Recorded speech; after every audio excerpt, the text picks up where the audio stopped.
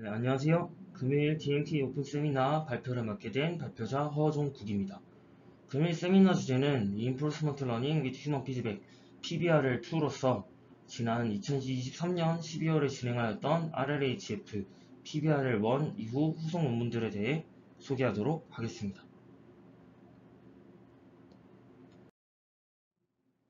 우선 발표자 소개를 먼저 하겠습니다. 제 이름은 허종국이고 고려대학교 산업경영공학과 김성범 교수님 지도하에 석박통합과정 8학기 재학 중입니다. 관심 연구 분야는 강화학습과 자가지도 학습이며 특히 금일 발표할 RLHF, PBR 쪽으로 주로 연구를 진행하고 있습니다. 금일 세미나를 듣고 궁금한 사항이 있으시면 아래 메일로 문의 주시거나 유튜브 댓글에 달아주시면 친절하게 답변 드리도록 하겠습니다. 금일 세미나 목차는 다음과 같습니다. 지난 PBR1 세미나에서도 다뤘지만 혹시나 못 보신 분들이나 이제 기억이 나지 않는 분들도 있으실 거기 때문에 인트로덕션에서는 강화학습의 기초와 PBR이라는 분야의 탄생 배경에 대해 간단히 알아보고 프리리미너리에서는 PBR에 대해 간단히 리마인드하고 넘어가도록 하겠습니다. 여기까지는 이전 세미나와 거의 동일한 내용이기 때문에 넘어가실 분들은 이제 3부터 보시면 될 것 같습니다. 그리고 마지막으로 컨클루전을 함으로써 금일 세미나는 끝내도록 하겠습니다. 네, 우선 강화학습이 무엇인지 간단하게 설명드리도록 하겠습니다. 강화학습은 한마디로 게임을 진행해서 이제 높은 점수를 얻는 것이 목적인 분야입니다. 예시는 게임이라고 얘기했지만 실제로 게임 외에도 자율주행, 로봇 자동화, 스케줄링 등에 고루 적용되는 것이 이제 강화학습인데 강화학습은 이제 저희가 최종적으로 받을 점수를 최대화하는 것이 이제 목적입니다.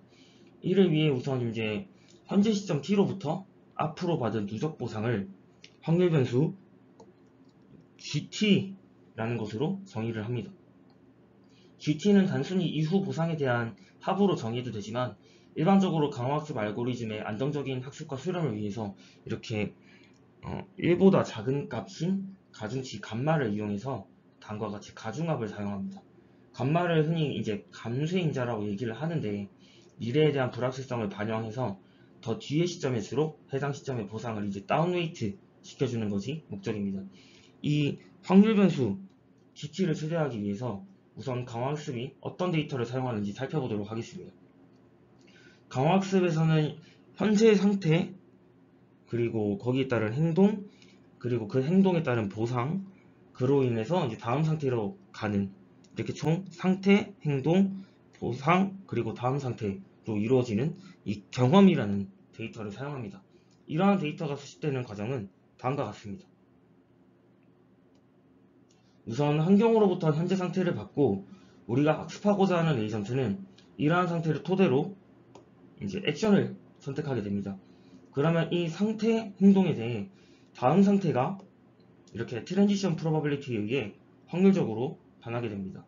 이 트랜지션 프로버빌리티는 이제 우리가 제어할 수 없다고 가정하는 것이 일반적입니다.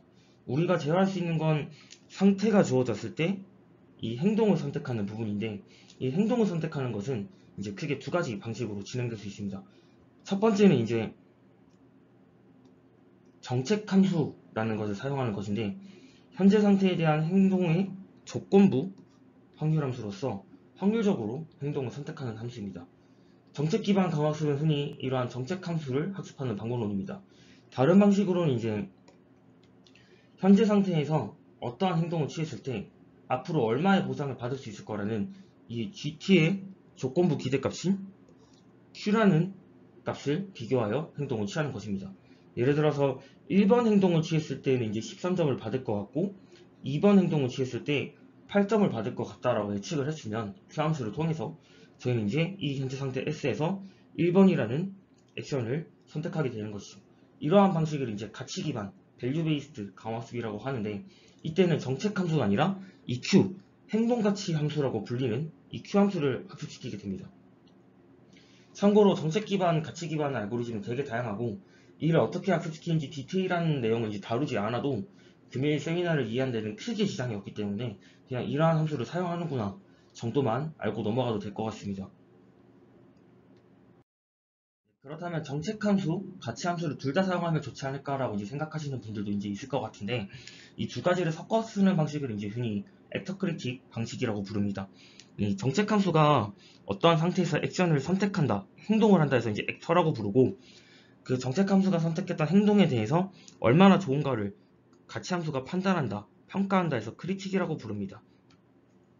요즘 나오는 대부분의 강화학습 알고리즘들은 이 액터 크리틱이라는 방식을 사용하게 되는데, 에이전트가 다음과 같이 환경과 상호작용을 하면서 데이터를 쭉 축적을 하게 되고, 이 축적한 데이터를 가지고 정책 함수와 가치 함수 두 개의 함수를 학습시킨 다음에 이 업데이트된 두 개의 네트워크를 통해서 다시 데이터를 축적하고 학습하고 하는 과정을 반복을 하게 됩니다.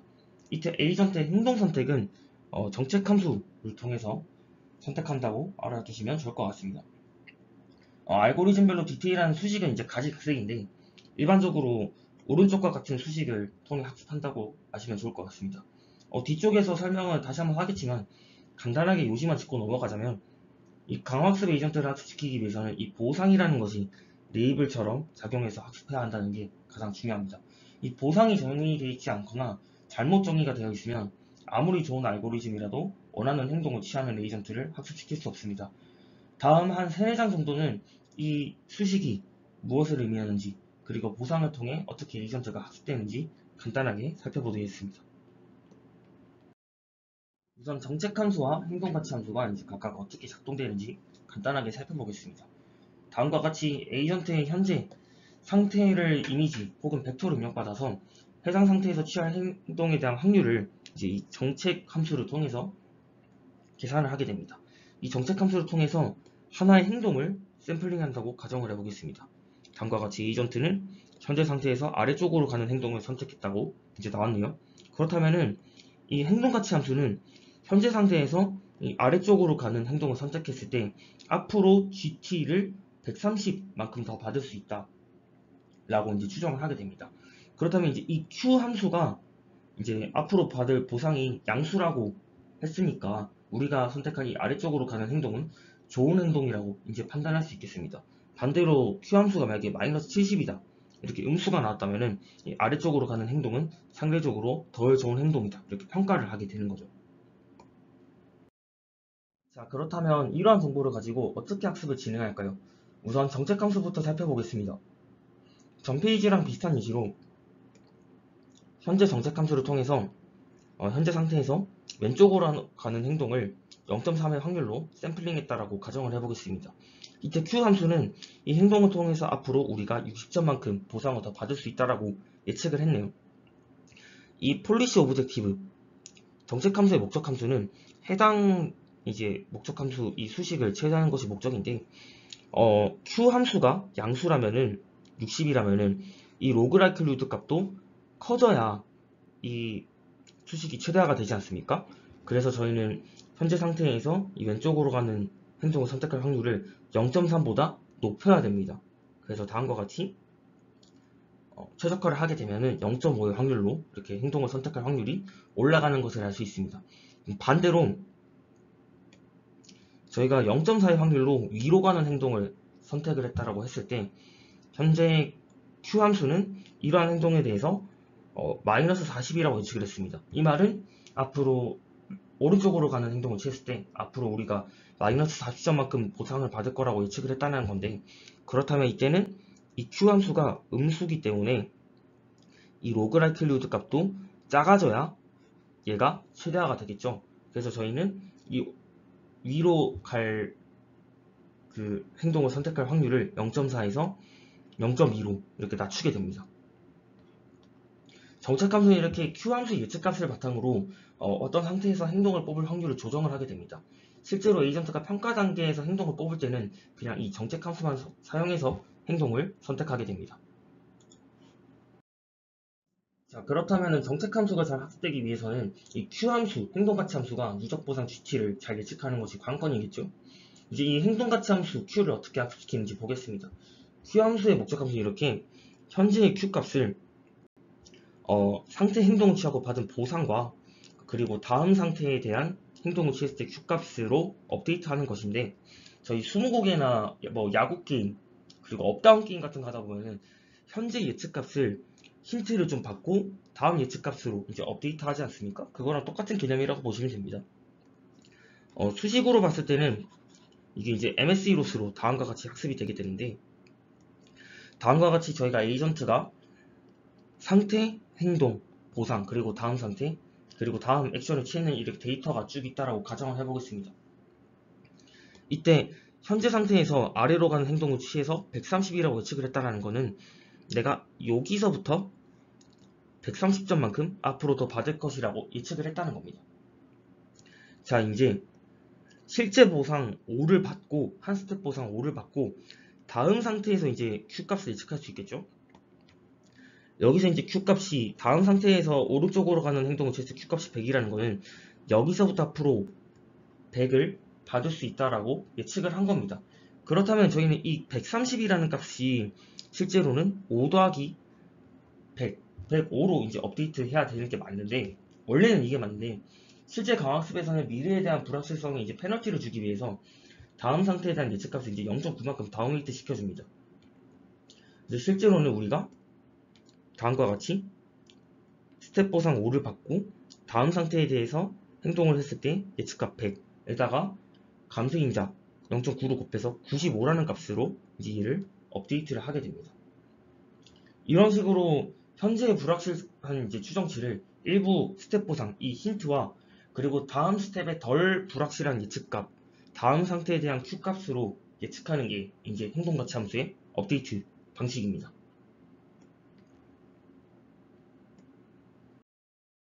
이제 강화학습에서 애터크리틱 방식이 어떻게 학습되는지 간단하게 살펴보았는데, 물론 알고리즘마다 수식의 차이는 일부 있을 수는 있습니다. 근데 중요한 건 에이전트가 학습하기 위해서는 보상이 잘 정의되어 있어야 한다는 점인데요. 근데 이 보상 함수를 정의하는 게 쉽지가 않습니다. 아래 왼쪽 그림은 제가 메타월드라는 강화학습 벤치마크의 일부 환경들에 대해서 그림을 가져온 건데, 오른쪽이 이제 해당 환경들에 대한 보상 함수의 정의입니다. 간단히 로우파를 움직여서 이렇게 버튼을 누르거나 문을 열거나 그리고 이제 창문을 열거나 이런 태스크들이 있는데, 이러한 간단한 동작을 수행하려고 하는 데만 해도 이렇게 복잡한 수식이 요구되는 걸 알 수 있습니다. 이러한 보상함수 정의의 어려움은 이제 강학습을 진짜 더 어려운 현실에 적용하기 어렵게 만드는 가장 큰 요소 중 하나입니다. 실제로 해당 그림은 이제 메타월드 버튼 프레스라는 환경에 대해서 이제 GitHub 이슈 사항을 제가 따온 건데, 간단히 버튼을 누르는 환경에서도 실제로 보상에 버그가 있다는 것을 나타내는 좋은 예시입니다. 그렇다면 이 보상 함수를 사람이 직접 디자인하지 않고 강화학습 에이전트를 학습시킬 수 있지 않을까 해서 나온 게 이제 금일 세미나에서 다룰 이 프리퍼런스 베이스 인보스먼트 러닝입니다. 프리퍼런스 베이스 아래는 다들 못 들어보셨을지라도 이제 요즘 핫한 RLHF라는 단어는 한 번쯤 들어보셨을 것 같은데, RLHF와 PBRL은 일단 학습 방식만 보면 일맥상통하게 거의 같은 방식입니다. 실제로 PBRL에서 최초로 나온 논문인 프리프 PPO, 프리프 SAC에서 영감을 받아서 자연어 처리에서 요약, 서머라이제이션을 접목을 해보고 이후 다른 언어 모델 태스크에도 접목을 해서 나온 게 이제 인스트럭트 GPT입니다.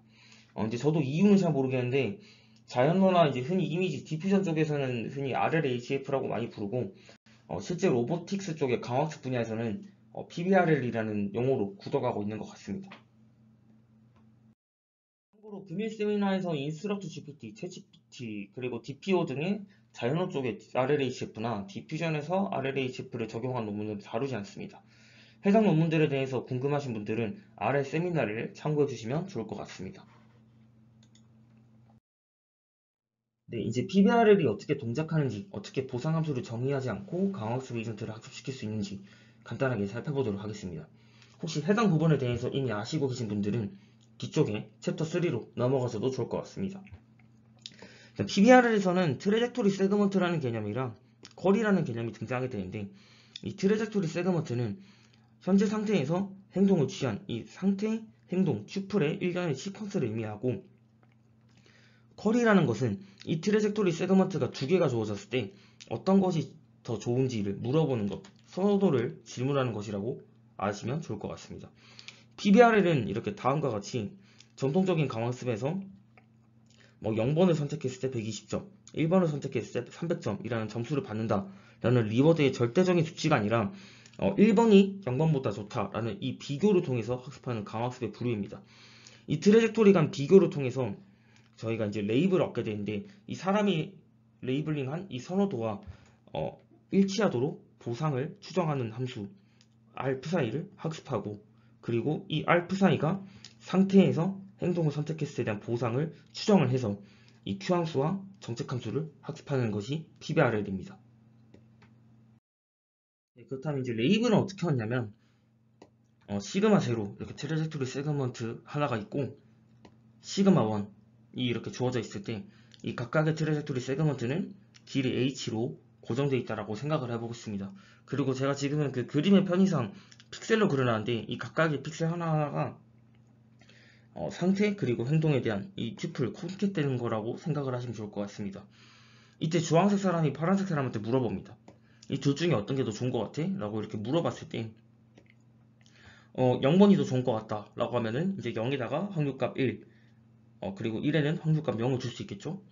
반대로 1번이 더 좋은 것 같다라고 한다면 이제 1에다가 확률값 1, 0에다가 확률값 0을 레이블링 할 수 있고 가끔씩 이제 둘 중 뭐가 더 좋은지 잘 모르겠다 했을 때는 0.5 대 0.5로 이렇게 레이블을 주게 됩니다. 이렇게 시그마 제로, 시그마 1 그리고 그에 따른 이심분류 레이블로 주어진 이 프리퍼런스 데이터셋을 쭉 구성을 하게 되고 이 프리퍼런스 데이터셋을 통해서 이제 보상 함수 rhat을 학습을 하게 됩니다. 자, 만약에 시그마 제로가 시그마 1보다 선호된다라고 생각을 해보겠습니다. 이 말은 곧 시그마 제로를 통해서 얻은 보상의 합이 시그마 1을 통해서 얻은 보상의 합보다 이제 크다라는 것일 거고, 이게 선호가 된다라는 건 다른 말로는 이 시그마 제로를 선택할 확률이 시그마 1을 선택할 확률보다 크다라는 거겠죠. 그렇다면은 저희는 이 시그마 제로가 시그마 1보다 선택할 확률이 높을 확률은 보상의 합에 비례하게 되겠죠. 그리고 얘를 수식으로 써보면은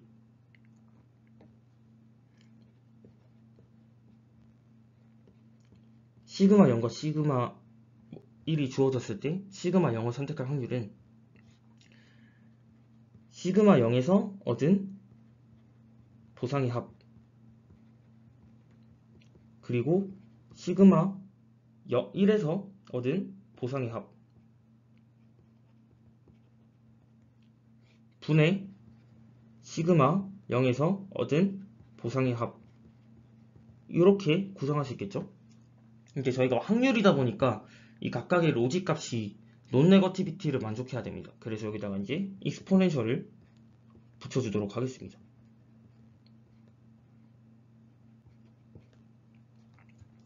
네, 저희는 이렇게 이진분류 함수로 만들게 되는데, 그렇다면 이제 저희는 크로스 엔트로피 로스를 통해서 학습을 할 수 있게 되겠죠. 그리고 손실함수는 어떻게 되냐면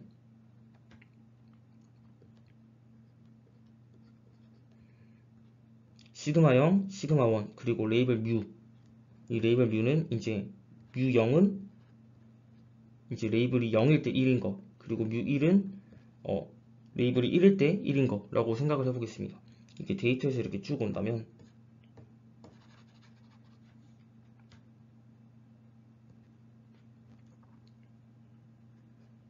뮤 0 로그 p 사이 시그마 0 시그마 1 그리고 플러스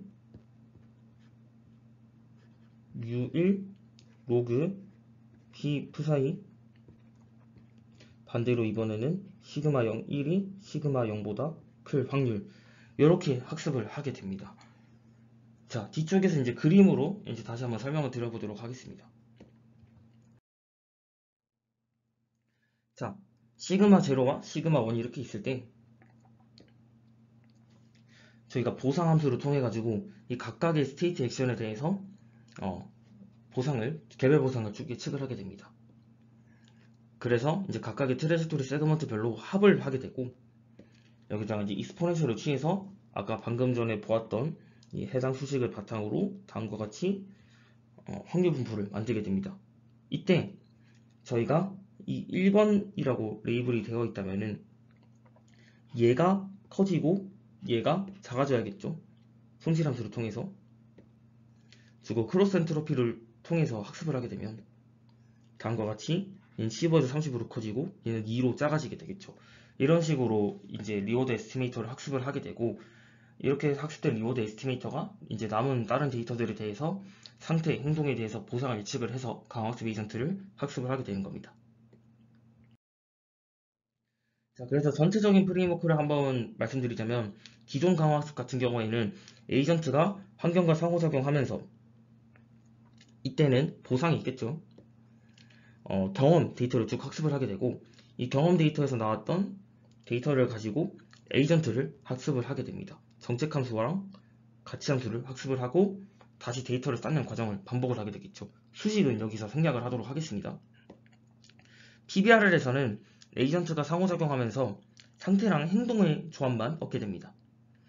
이렇게 쭉 상태, 행동, 다음 상태에 대한 데이터를 쭉 쌓게 되면은 이 중에 저희가 일부 트레젝토리 세그먼트를 뽑습니다. 이렇게 페어링해서 1번, 2번, 5번, 3번 이렇게 쭉쭉쭉쭉 뽑은 다음에 사람한테 물어봅니다. 이것들 중에 어떤 게 좋아라고 레이블링 해서 뭐 1번이 좋고 3번이 좋다 이렇게 레이블링 하게 되면 전장에서 보여드렸던 수식대로 리워드 에스티메이터를 학습을 하게 되고, 이 학습된 리워드 에스티메이터는 이 남은 이 현재 레이블이 주어져 있지 않은, 리워드가 주어져 있지 않은 데이터들에 대해서 리워드를 다 예측을 한 다음에 이 예측된 리워드 값을 가지고 위와 동일하게 정책 함수랑 가치 함수를 학습을 하게 됩니다. 그리고 다시 경험을 쌓게 되겠죠. 근데 저희가 이 레이블링 과정을 한없이 진행하진 않고 보통 한 100개에서 2000개 이렇게 진행을 하게 되는데, 그렇게 해가지고 한 수천 개 정도 데이터를 가지고 리워드 에스티메이터를 학습을 했다면은 학습을 그만하고 이제 나중에는 데이터만 쭉 쌓은 거 가지고 예측을 해서 보상 예측하고 에이전트를 학습하고 이 과정을 반복을 하게 됩니다. 네, 저희가 지난 PBRL 1에서는 이렇게 수많은 알고리즘들 중에서 프리프 PPO, 프리프 S3C, 그리고 그 다음 논문인 페블, 그리고 페블의 후속작들인 페블에다가 세마이 슈퍼바이즈 러닝을 접목한 이제 서프, 그리고 페블에다가 에피스테미 건설턴트를 접목한 룬이라는 논문까지 이렇게 총 4개를 보았는데, 오늘 본 논문들은 메타 리워드넷, 그리고 리드, QPA, 라임이라는 논문들입니다. 금일 소개할 4개의 논문들은 지난 PBR을 원에서 소개드렸던 룬, 서프랑 마찬가지로 페블에다가 플러스 알파를 접목시킨 논문입니다. 그래서 이제 페블에 대해서 조금 짚고 넘어가야 되는데, 이에 대해서는 지난 PBR을 원 세미나에서는 좀 길게 다뤘기 때문에 오늘 세미나에서는 간결하게 리마인드만 하고 넘어가도록 하겠습니다. 일단 페블 같은 경우에는 기본적으로 프레임워크는 동일합니다. 앞서 설명했던 것처럼 상태, 행동, 그리고 다음 상태로 된 이 데이터들을 쭉 추출을 해서 사람이 레이블링을 해서 리워드 에스티메이터가 이제 리플레이 데이터에다가 예측값을 넣어준 다음에 알고리즘을 학습하는 방식입니다. 이때 사용하는 강화학습 에이전트는 오프 폴리시 알고리즘인 소프트 액터 크리틱이라는 것을 사용을 하게 되는데, 소프트 액터 크리틱에 대해서는 뭐 깊게는 설명 안 하겠지만 뒤쪽에 메타 리워드넷 쪽에 가게 되면 설명을 해야 돼서 그때 가서 설명을 좀 드리도록 하겠습니다. 페블에서 조금 특이한 거는 이제 언슈퍼바이즈 프리트레이닝이라는 게 있다라는 건데, 이게 저희가 학습 초기에 좀 다양한 데이터가 있어야 그에 따라 어떤 것을 비교하는 그 쿼리들의 퀄리티도 좋아지지 않습니까? 그리고 좀 더 다양한 데이터들을 초기에 잘 수집하기 위해서 스테이트 엔트로피 기반 언슈퍼바이즈 프리트레이닝이라는 것을 제안을 했다라고 합니다. 이에 대해서만 뒤쪽에 간단하게 설명을 하도록 하겠습니다. 일단 페블은 아까 설명드렸다시피 소프트 액터 크리틱이라는 것을 이제 기본적인 강화학습 알고리즘으로 사용을 하고, 여기다가 이제 리워드 에스티메이터 러닝을 쓰는 거다라고 말씀을 드렸고요. 사전학습을 이제 진행을 하게 되는데, 다음은 이제 메타월드의 플레이스라는 환경입니다. 여기 보시면 로봇팔이 거의 제자리에서만 왔다 갔다 하고 있잖아요. 근데 여기서 로봇팔이 이 물체를 찝어서 어느 곳으로 이렇게 옮기는 태스크인데, 저희가 초기에 사전학습을 진행하지 않으면은 이 로봇팔이 움직이는 범위가 굉장히 작게 이렇게 왔다 갔다 하게 됩니다. 근데 여기서 페블이 하고 싶은 거는 학습 초기에 로봇팔을 안 가본 곳으로 다양하게 행동하는 데이터를 미리 쌓아놓고 이 중에서 쿼리를 추출하고자 하는 것입니다. 페블에서는 이를 위해서 이제 스테이트 엔트로피 맥시마이제이션이라는 사전학습을 사용을 하게 되는데, 이를 통해서 이제 다양한 트래젝토리를 사전에 이제 수집할 수 있었다고 얘기를 합니다. 이제 내부 보상이라는 걸 정의를 해서 이 내부 보상을 최대화하는 학습 방식을 취하게 하게 되는데, 이 내부 보상이 뭐냐면 현재 저희가 상태, 행동, 그리고 다음 상태 이렇게 데이터가 쭉 있다고 생각을 해보고 있습니다. 주 여기서 상태들만 쭉 뽑아가지고 점들로 다 찍어봤을 때 저희가 새로운 상태, 빨간색 점에 이렇게 도달을 해봤습니다.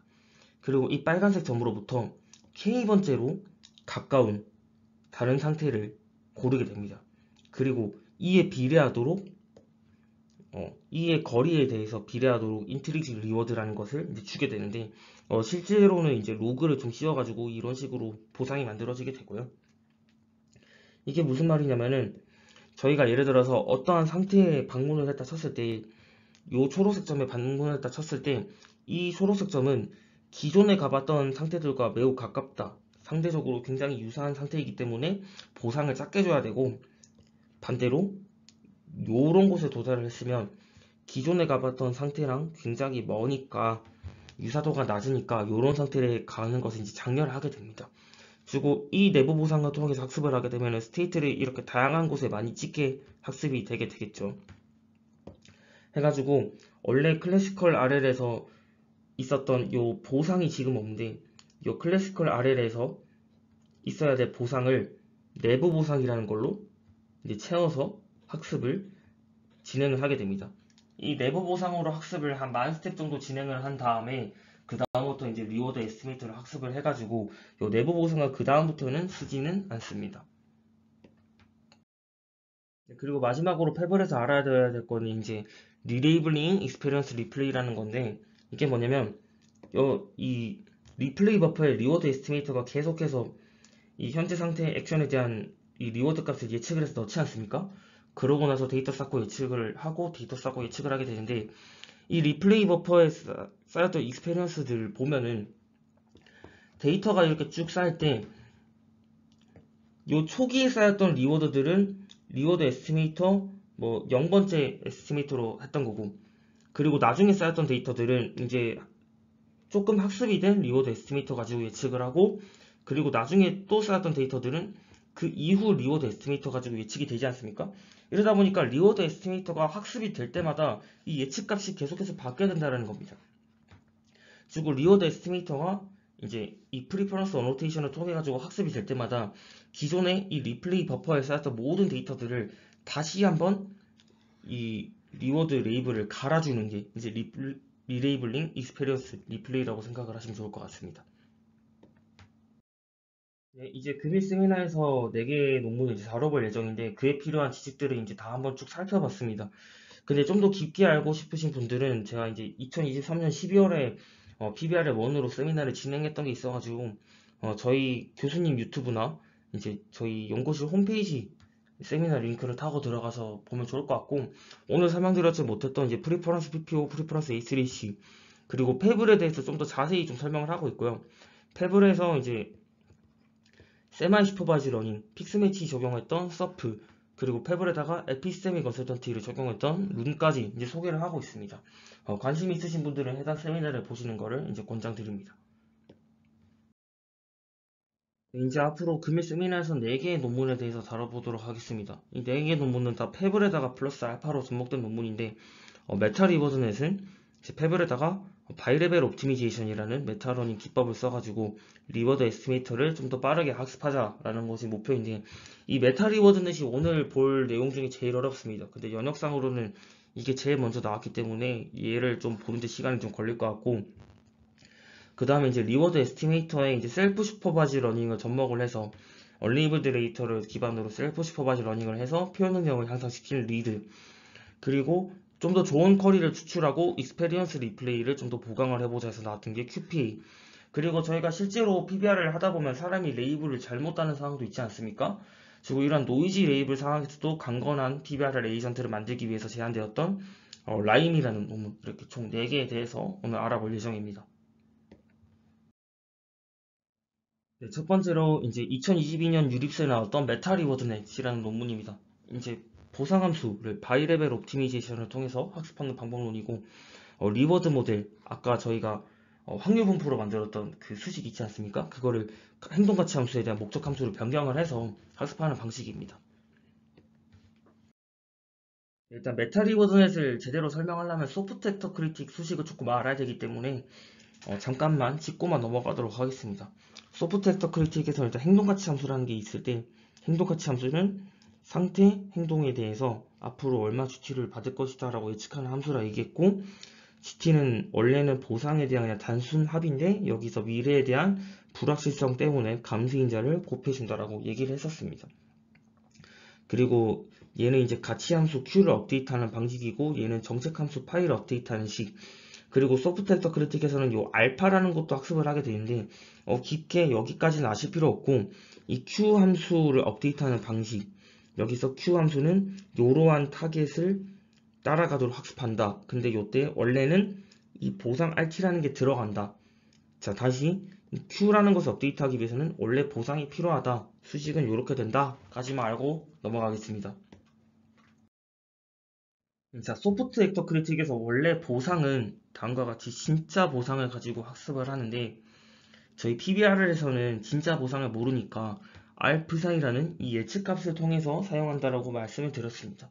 이 알프사이는 아까 말씀드렸다시피 이렇게 P 사이로 확률함수를 정의를 해서 바이너리 크로스 엔트로피 로스로 학습을 한다 라고 전장에서 설명을 드렸습니다. 자, Q함수 같은 경우에는 제가 현재 상태에서 액션을 취했을 때 앞으로 받을 누적 보상, 앞으로 받을 누적 보상의 합이라고 했죠.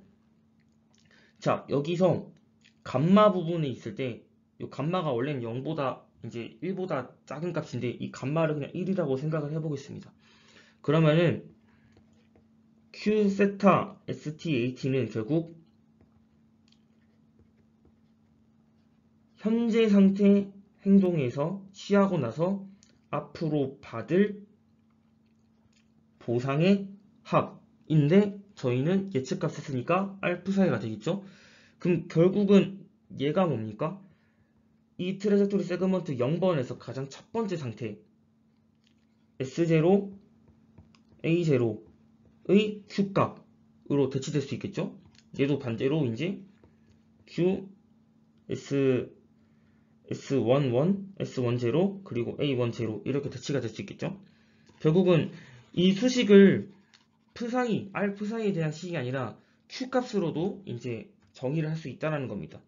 주고 보시면은 다음과 같이 이 확률함수 P는 프사이뿐만 아니라 Q 세타에 대해서도 이렇게 정의가 된다.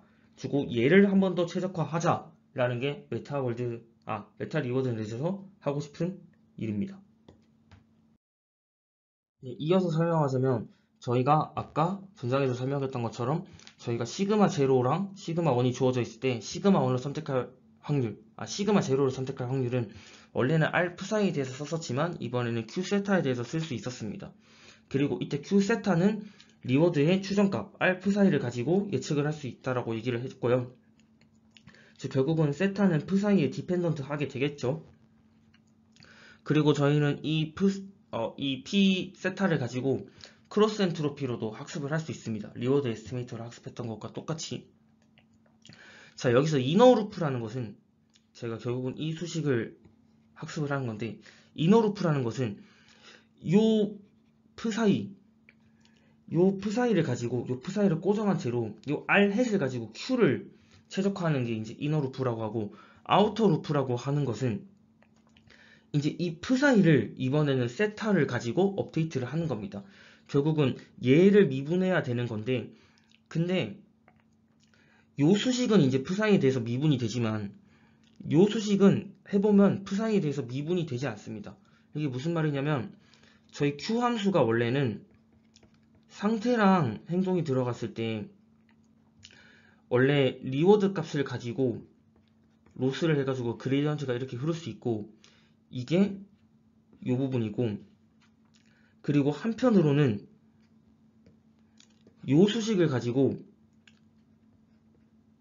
이제 크로스 엔트로피를 가지고 요 수식을 가지고 이렇게 업데이트가 될 수 있는데, Q 함수는 결국 이렇게 두 번 업데이트가 될 수 있는데, 얘랑 얘 사이 연결고리를 지금 이제 만들어줘야 되는데 이 부분이 지금 없다라는 겁니다. 이 연결고리가 있어야 이제 R 프사이를 이제 세타해가지고 이제 업데이트를 할 수 있는 건데, 그래서 메타리워든에서는 이 크로스 엔트로피랑 R 프사이에 대한 이 연결점을 만들어 주기 위해서 수도 업데이팅이라는 것을 이제 제안을 하게 됩니다. 네, 여기서부터 살짝 좀 어려운 부분인데, 일단 Q에 대한 가치 함수에 대한 손실 함수가 이렇게 쭉 나와 있다라고 생각을 해보겠습니다. 그렇다면은 현재 저희가 세타 K라는 값을 가지고 이렇게 Q 함수가 이렇게 있다고 쳤을 때, 세타 K 햇이라는 것을 정의를 해보겠습니다. 세타 K 햇은 세타 K에 대해서 이 손실 함수를 세타로 편미분을 해서 러닝 레이트 알파만큼 한 스텝 업데이트한 값이라고 보시면 될 것 같습니다. 이거를 한번 풀어서 써보도록 하겠습니다. 여기 써보면은 얘는 세타 K 마이너스 MSE로 쓰니까 2 나누고 하면은 2 알파 Q 세타 ST AT 빼기 R 프사이 ST AT 마이너스 V ST 플러스 1. 이 V는 뭔지 몰라도 됩니다. 여기서 이제 안에 속미분 해야 되니까 속미분 이렇게 딱 해주고, 이때 세타 K에 대한 값 넣어가지고 이렇게 풀었을 수 있겠죠. 자, 그리고 이 식을 일단 저희가 세타에 대해서 한번 미분한 거지 않습니까? 세타에 대해서 미분한 건데, 자, 일단 요게 세타 K 햇입니다. 이 세타 K 햇을 프사이에 대해서 미분을 한번 해보겠습니다. 프사이에 대해서 미분을 한다고 치면은 얘 날아가고 요 부분만 이제 남게 되겠죠.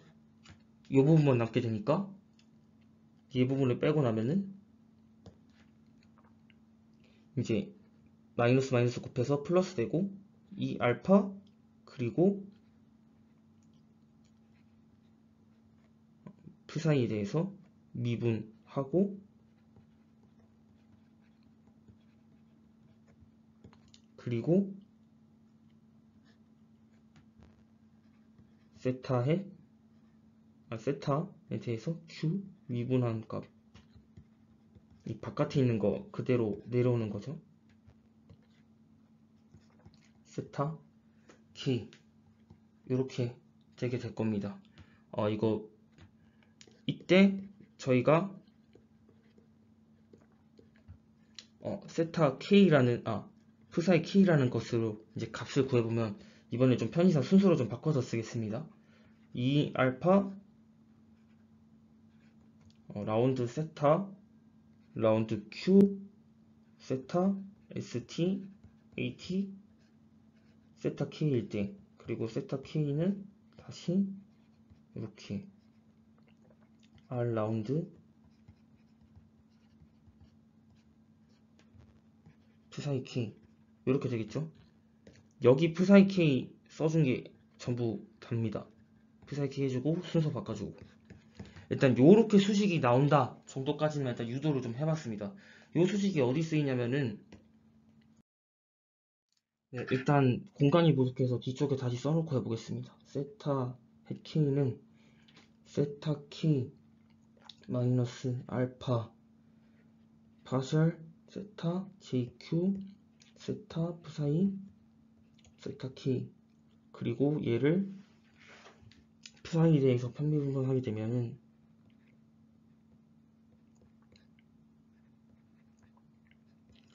프사이 K 이렇게 하면 2 알파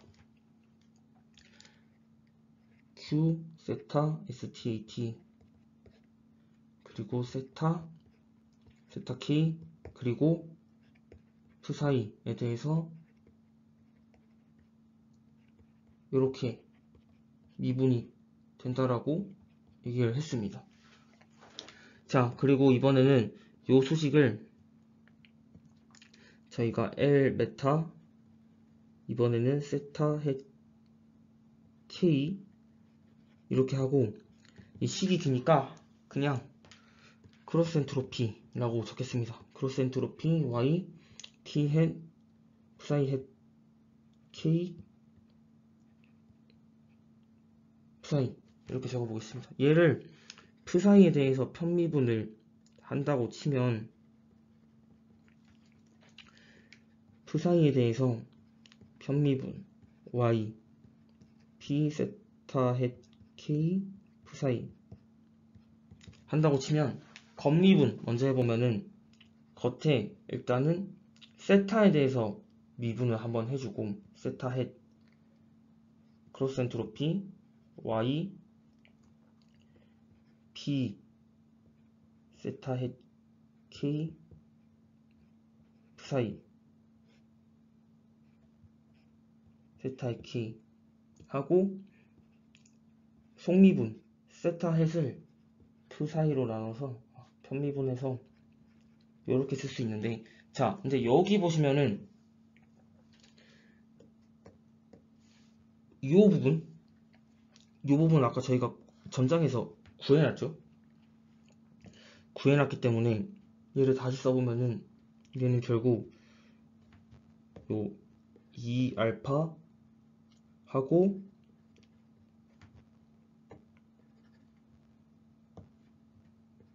C 편미분 해주고 여기 Y랑 그냥 줄여서 P라고 하겠습니다. 세타 햇 K 하고 세타 햇 세타 Q 세타 ST AT 세타 T 곱하고 psi에 대해서 R psi 미분한 거. 네, 요렇게 되는데,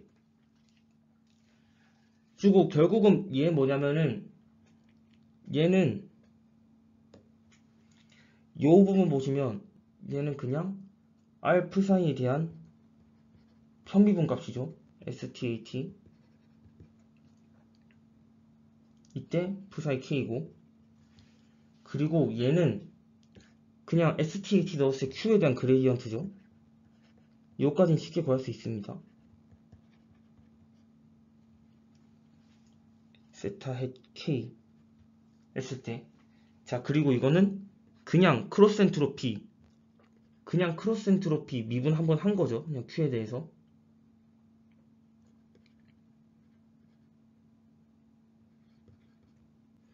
때문에 자, 이 psi에 대한 그레디언트를 이제 다 구했습니다.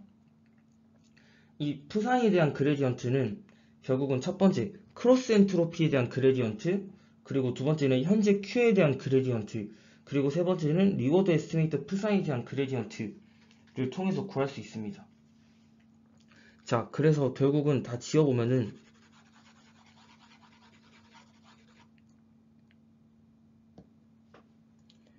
요 psi k 플러스 1이라는 거는 psi k 마이너스 베타 h psi. 자, 이 베타는 러닝레이트고 h는 제가 지금 간체로 쓴 거라서 h가 뭔지 잠깐 이따가 다시 적어드리겠습니다. at psi k라고 했을 때 요때 요 h는 이제 보면은 2알파 곱하기 크로스 엔트로피를 그냥 미분한 값, 크로스 엔트로피를 이제 세타에 대해서 미분한 값 곱하기 세타에 대해서 Q 값을 미분한 값, 요렇게 하면은 psi를 이제 세타에 대해서 업데이트 할 수 있게 되는 겁니다. 자, 설명이 좀 길었는데 제가 좀 글씨가 좀 별로 안 좋아서 이 증명에 대해서 좀 이제 잘 못 다루시는 분들은 이 논문 뒤쪽에 어펜딕스 보면은 잘 서술이 돼 있으니까 다시 한번 따라해 보시면 좋을 것 같습니다. 결국은 psi를 세타로 업데이트하는 방법은 psi에 대해서 이제 요 Q 함수에 대한 이 크로스 엔트로피를 그냥 세타에 대해서 미분 한번 해주고, 그리고 Q 값 넣고 미분 한번 해주고, 그거 그냥 곱해서 넣어주면 된다라는 겁니다. 저희가 방금 전까지 이제 아우터 루프라고 세타랑 이제 프사이에 대한 식을 통해서 프사이를 세타를 가지고 업데이트하는 걸 했고, 이제 뒷부분은 이 업데이트된 프사이 가지고 세타를 옵티마이즈 한다라고 되어 있는데, 이 부분은 그냥 저희 아까 전에 봤던 리워드 에스티메이터 가지고 쭉 리플레이 버퍼에 리워드 예측해서 에이전트 학습하는 부분이랑 똑같습니다. 이 부분에 이너 루프라고 하는 거니까 전장의 아우터 루프, 리워드 에스티메이터만 그냥 한 번 더 학습한다만 보시면 될 것 같습니다. 네, 이제 메타 리워드에서 이제 수도 코드를 통해서 이제 다시 한번 알아보도록 하겠습니다.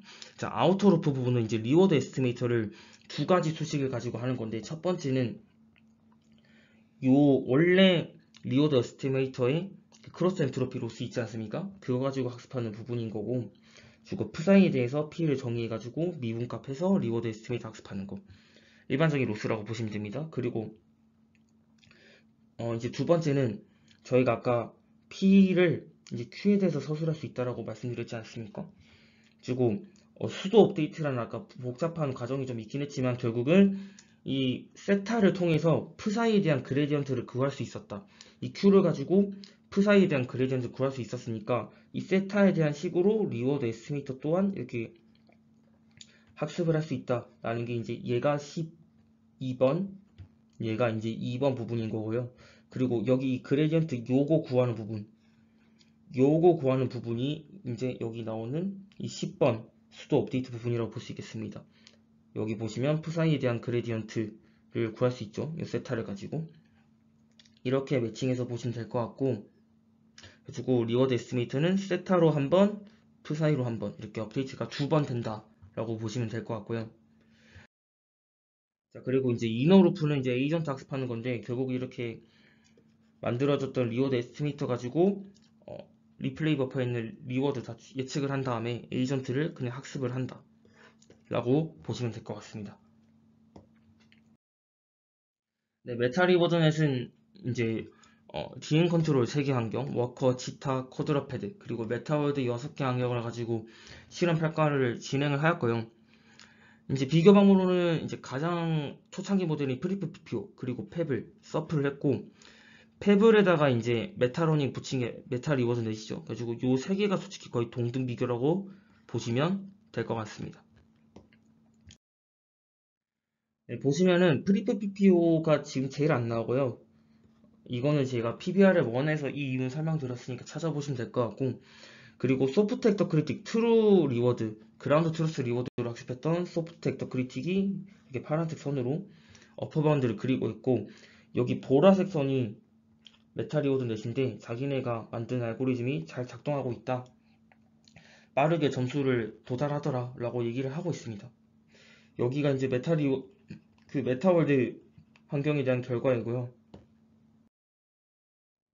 네, 그리고 DM 컨트롤 세개 환경에 대해서도 이제 동일하게 평가를 진행을 하였고, 이제 아까 메타월드 결과랑 똑같이 이제 메타 리워드 넷이 가장 잘 나오는 것을 이제 확인할 수 있습니다.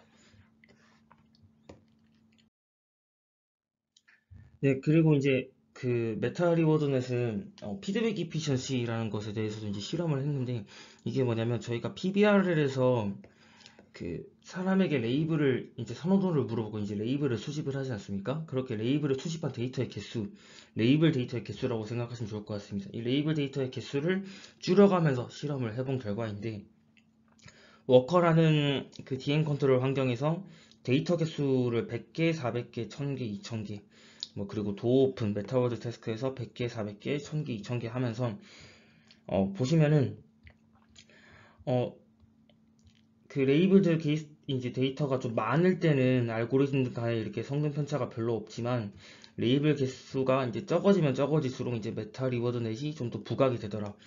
즉 이제 데이터 개수가 적을 때 더 효율적이다 이제 얘기를 하고 있습니다.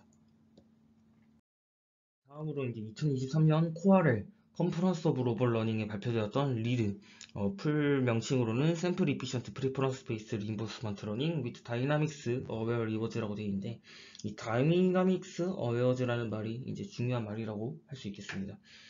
이제 이 리드는 이 보상함수 리워드 에스티메이터에다가 셀프 슈퍼바이즈 러닝을 접목해야 하는데, 이 셀프 슈퍼바이즈 러닝은 저희 뉴럴 네트워크가 이 데이터에 대해서 좀 더 좋은 표현을 학습할 수 있도록 하는 것이라고 아시면 될 것 같습니다. 이 보상함수의 표현 학습을 향상시키기 위해서 환경역학이라는 정보를 인코딩하고자 하는데, 이 부분은 뒤에서 간단히 설명을 드리겠습니다. 그리고 저희가 이 레이블드 데이터는 이제 구하기가 어렵지만 언레이블드 데이터는 구하기가 쉽지 않습니까? 저희가 실질적으로 이 리플레이의 버퍼에 쌓여진 수많은 언레이블드 데이터를 가지고 자가지도 학습을 수행을 해서 이제 리워드 에스티메이터의 표현 능력을 향상시키고자 하는 게 이제 리드가 하고 싶은 겁니다. 구체적으로는 이 셀프 슈퍼바이즈 러닝에서 SPR, 셀프 프레딕티브 리프레젠테이션이라는 그 방법론에서 나온 거를 쓰는데, 이 부분에 대해서 이제 뒤쪽에 간단하게 설명을 드리도록 하겠습니다. 인바이러먼트 다이나믹스 환경역학이 뭐냐면, 저희가 이제 환경의 상호작용 정보라고 생각하시면 좋을 것 같습니다. 이게 무슨 말이냐면, 저희가 현재 상태에서 어떤 행동을 취했을 때 다음 상태가 어떻게 되더라, 인과가 어떻게 되더라라는 것을 이제 알게 된다라는 것이 이제 환경역학을 안다라고 얘기를 하는 것인데, 저희가 현재 상태, 이게 테트리스 게임에서 노란색 블록을 떨어뜨린다고 봤을 때, 저희의 액션은 이 노란색 블록을 돌려가지고 이 빈 곳에 떨어뜨리는 액션을 한다라고 생각을 해보겠습니다. 그렇게 된다면 다음 상태로는 이렇게 두 줄이 채워져서 나중에 사라지게 되겠고, 다음 블록이 떨어지면서 리워드 2점을 받게 되겠죠. 이때 저희가 이 현재 상태에서 행동을 취했을 때 다음 상태가 뭐고 리워드가 뭐다 라고 이것을 아는 것을 환경역학을 안다라고 얘기를 하는 겁니다. 주로는 뉴럴 네트워크가 현재 상태에서 어떤 액션을 취했을 때 다음 상태로 가는 게 어떻게 되는지 알고 있으면 그 행동을 좀 더 잘 선택할 수 있게 되겠죠. 저희가 원래 폴리시 상태에서 액션을 취하는 거는 저희가 컨트롤을 할 수 있는 부분이지만, 저희가 그 상태에서 행동을 취했을 때 다음 상태로 넘어가는 거는 컨트롤은 할 수가 없고 환경이 이제 지배하는 거지 않습니까? 그래가지고 내가 이러한 행동을 취했을 때 어떻게 될지 미리 알고 예측하는 것이 좀 더 좋다라는 것이 환경역학을 인코딩 해야 되는 이유라고 알고 계시면 좋을 것 같습니다.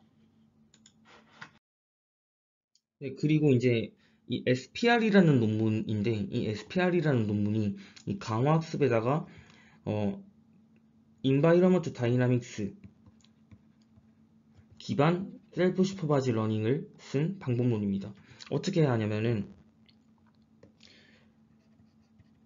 현재 상태를 인코더에 태워서 표현 벡터가 이렇게 나오지 않습니까? 여기다가 이제 액션 정보도 주입을 해서 태우게 되면은, 저희는 이 현재 상태에서 액션을 취해서 하나의 리프레젠테이션 벡터가 나오게 되겠죠. 그리고 다음 상태에서 리프레젠테이션 벡터를 뽑아가지고 나오게 된다면, 이 현재 상태에서 액션을 취했을 때에 대한 리프레젠테이션 벡터와 다음 상태에 대한 리프레젠테이션 벡터가 같아지도록 이제 학습을 하는 것이 이제 SPR입니다. 좀 더 디테일하게는 이제 한 스텝의 액션만 집어넣는 게 아니라 여러 스텝 AT 플러스 K까지의 이제 행동을 넣어가지고 ST 플러스 K의 상태의 이제 표현 벡터를 예측하게 하는 것이 이제 SPR의 태스크입니다. 그리고 뭐 추가적으로 학습의 안정성을 위해서 SPR에서는 이렇게 바이올에서 제한되었던 타겟 인코더, 모멘텀 업데이트, 어시메트릭 아키텍처를 쓴다라고 이제 얘기를 하고 있습니다. 네, 바이올에 대해서 좀 궁금하신 분들은 이제 아래 김지원 연구원의 세미나를 보시면 될 것 같고, 그리고 SPR에 대해서 좀 더 디테일하게 알고 싶다라고 하시는 분들은 이제 이영재 연구원의 세미나를 보시면 될 것 같습니다. 이 해당 세미나에서는 이제 강화학습에다가 셀프 슈퍼바이즈 러닝을 접목한 사례 여러 가지 다루고 있는데, 여기서 오늘 방금 말씀드렸던 SPR에 대해서 좀 더 구체적으로 설명을 하고, 그리고 컬이라는 방법론에 대해서도 설명을 하고 있습니다. 네, SPR이 이제 강화학습 에이전트에 대해서 이제 인바이러먼트 다이나믹스 기반 셀프 슈퍼바이즈 러닝을 쓴 것이라면, 리드는 이제 리워드 에스티메이터에다가 이제 인바이러먼트 다이나믹스 기반 셀프 슈퍼바이즈 러닝을 하고 싶은 겁니다. 그리고 저희가 이렇게 현재 상태, 행동, 그리고 다음 상태로 된 이렇게 쭉 unlabeled 데이터, 리워드가 없는 데이터는 구하기가 쉽다고 하지 않았습니까? 이렇게 데이터가 쭉 있을 때 각각의 경험에 대해서 스테이트, 액션, 다음 상태에 대해서 스테이트랑 액션을 각각의 인코더에다가 태운 다음에 컴캣을 해서 스테이트 액션 인코더에서 한 번 더 태웁니다. 그래가지고 이제 다음 상태에 대한 리프레젠테이션 벡터를 뽑게 되고 예측값입니다. 여기서는. 그리고 다시 다음 상태에 대한 이제 스테이트 리프레젠테이션 벡터를 뽑게 됩니다. 그리고 이제 다시 한번 MLP를 태워서 같은 디멘션으로 맞춰주게 된 다음에 이제 요 다음 상태에 대한 프로젝션 값, 다음 상태에 대한 상태의 프로젝션 값을 예측을 해야 되기 때문에 요 위에 부분에서는 한 번 더 비대칭적인 구조로 프레딕션 헤드라는 것을 이제 붙여서 이 예측을 하게 되는 겁니다. 그리고 여기서는 바이올 그리고 SPL이랑 똑같이 코사인 시밀러리티 로스를 통해서 MSE 로스를 통해서 요 인코더 부분을 학습하게 되는 것이고 요 부분은 이제 타겟 값이기 때문에 요 부분에서 이제 그레디언트가 흘러야 되지 않겠죠. 그래서 여기서는 타겟 값이기 때문에 토치로 따지자면 디태치를 해준 다음에 얘를 타겟 삼아서 요 부분만 업데이트를 시켜주게 된다라는 것입니다. 그럼 요렇게 해가지고 학습이 된 거 가지고 어떤 걸 쓰게 되냐면은 요 스테이트 액션 그리고 스테이트 액션 인코더 이렇게 세 개를 쓰게 되는데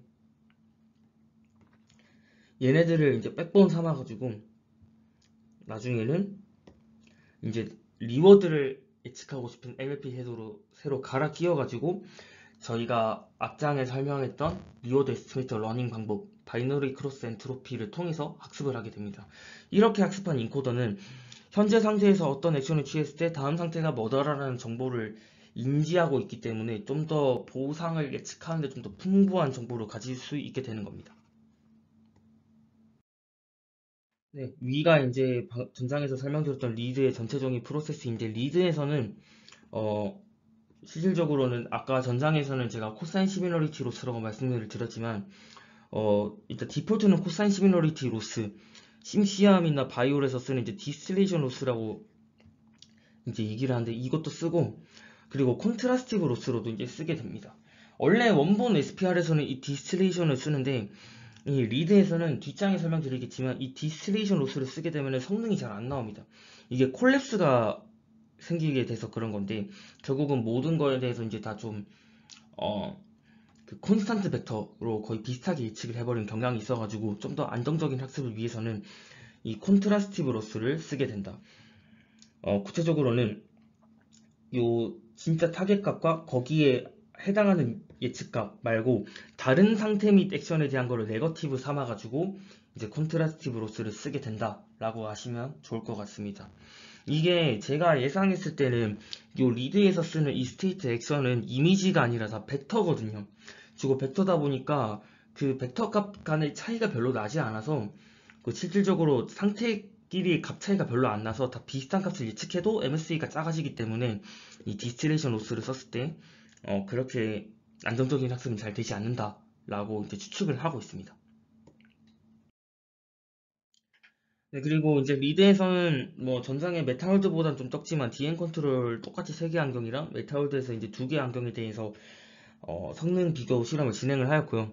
그리고 아까 말씀드렸던 세마이 슈퍼바이즈 썼던 서프 그리고 언설턴티를 썼던 룬 그리고 전장에 설명드렸던 메타런이 썼던 메타 리워드 넷까지 써서 이제 비교 실험을 진행을 하였습니다.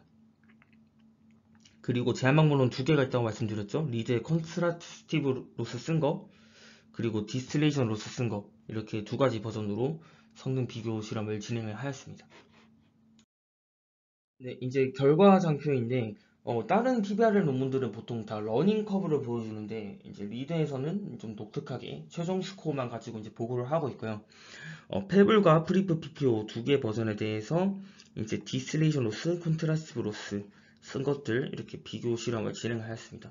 프리프 PPO 버전은 요즘 잘 안 쓰기 때문에 좀 닫혀두고 결과를 조금 분석을 해보자면 디스틸레이션 로스를 썼을 때좀 이 메타워드 환경에서 이렇게 콜랩스가 좀 다 일어나고 있는 것을 알 수가 있습니다. 안정적인 학습이 잘 안 되더라. 그래서 결과적으로는 콘트라스트 버전을 쓴다라고 얘기를 하고 있고요.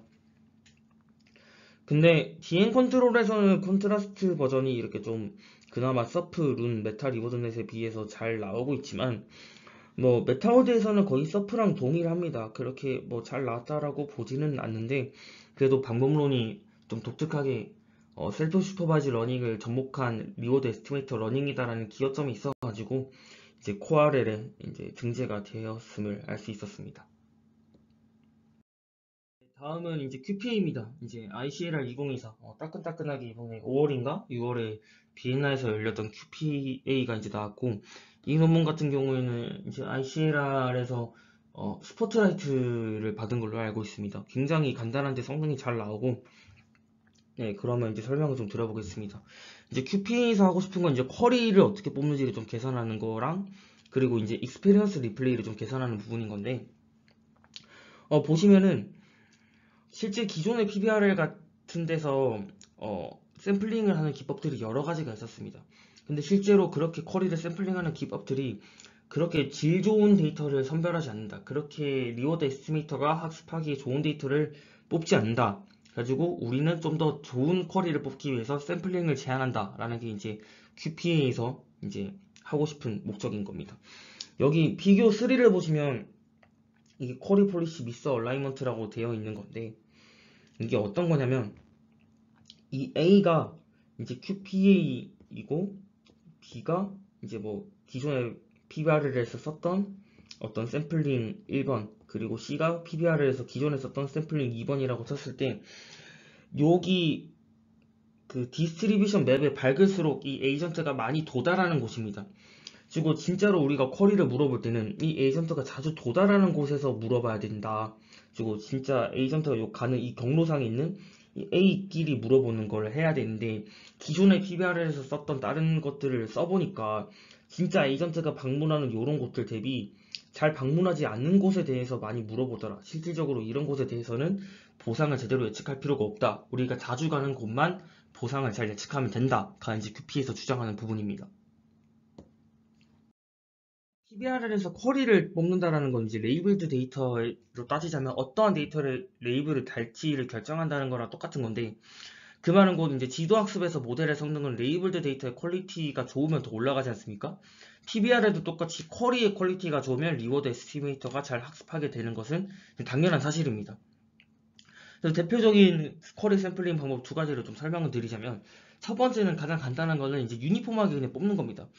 예를 들어서 저희가 현재 가장 최근에 수집되었던 100개 에피소드가 있다라고 쳤을 때 여기서 K개의 쿼리를 랜덤하게 추출한다면은 이 에피소드에서 길이 T인 에피소드에서 H 프라임만큼씩 이 K개만큼 뽑아가지고 페어링해서 총 K개의 이렇게 쿼리를 구성하는 것이 유니폼 샘플링이라고 보시면 될 것 같습니다.